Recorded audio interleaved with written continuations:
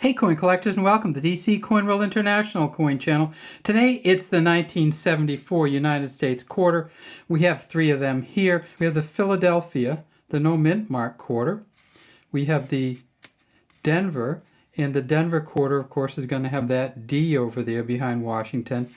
And then we have the San Francisco Mint quarter, and in 1974 the San Francisco Mint quarter is going to be a proof quarter. No silver quarters yet, they didn't start those until the 90s, but this is a really beautiful copper nickel clad copper coin.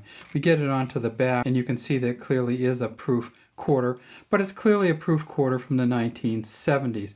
So you're not going to see a lot of feathers on the legs.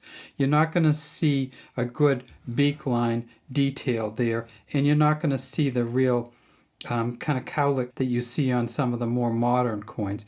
Again, the shoulders here, not so many feathers, but this is almost as good as it gets from 1974. Look down here at the bottom, we see that the eagle is holding a sheaf of arrows, feather end, sharp end or arrow end here, olive wreath down below the eagle, and you can see really good detail of the eagle's tail down below the arrows, and some pretty good detail on that ribbon that holds the arrows together. We get way down to the bottom, we see it says $quarter, and in these ones from the 1970s you're almost always going to see this A touching a leaf over here, but no touching for these other ones unless it's a mint error or a type coin, which they didn't have in 74. The San Francisco Mint in 1974, they made 2.6 million of these.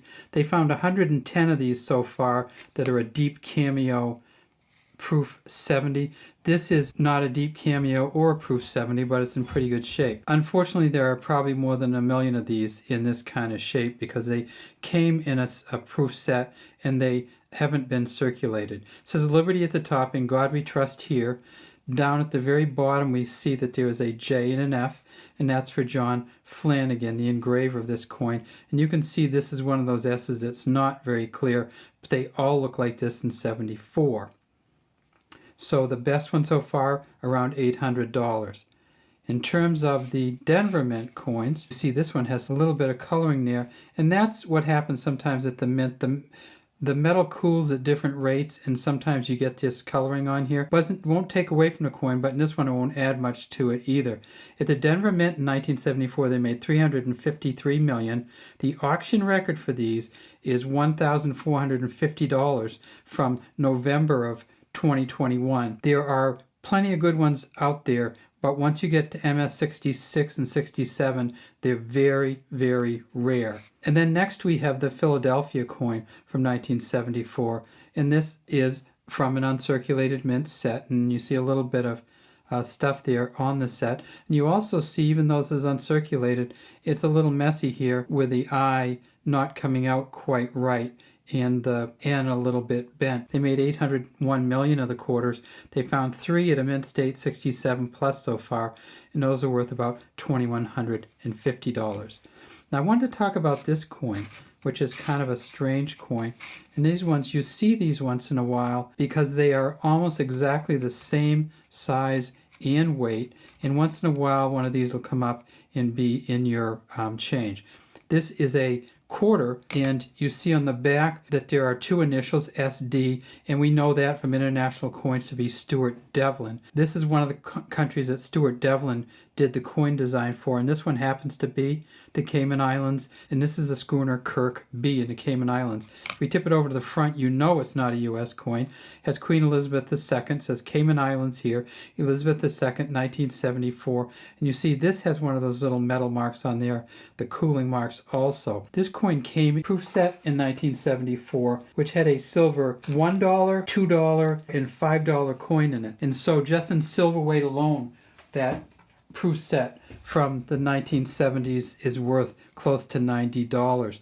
This one is nickel though, it's not silver, but it's still a beautiful coin. You don't often get these in your change, even though they're the same size and weight as the US coins, because they only made proof sets in the Cayman Islands for these 25-cent coins in 1974. They made 30,000 of these quarters. They're worth $1 to $3, but once in a while you'll get one of these in your change in the United States, and I always say just keep it because they're not very many Cayman Island coins out there, and this year was one that they didn't even circulate them. This one was made at the Royal Canadian Mint.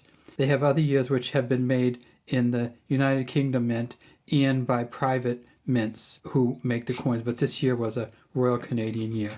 All right, back to the 1974 quarters. You can get all three, or Philadelphia, no P, the D and the S, in the highest graded form of the coin.